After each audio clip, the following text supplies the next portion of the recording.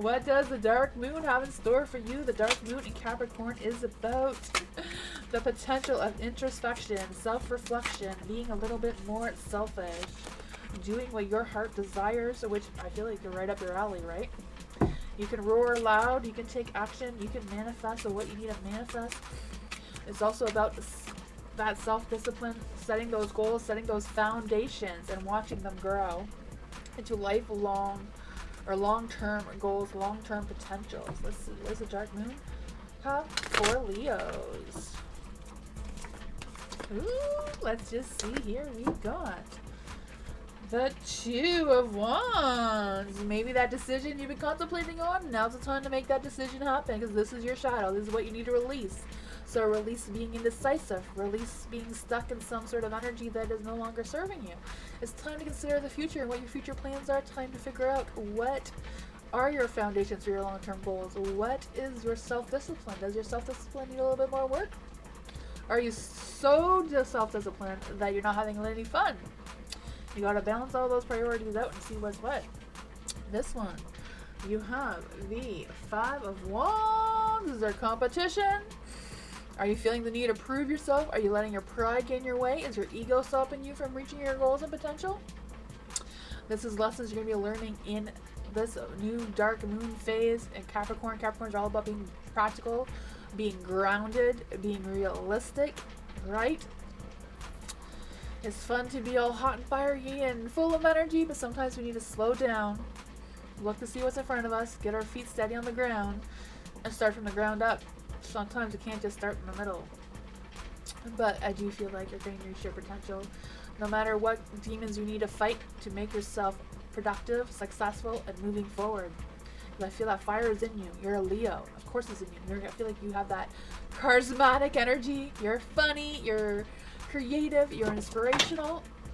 My crow just went flying. I don't know if someone was trying to tell you a sign, but crows do represent transformation. They're very clever, so use that clever mindset that you have. The next one is the strategy. Your strategy moving forward is the Two of Cups. Is it time to find some love?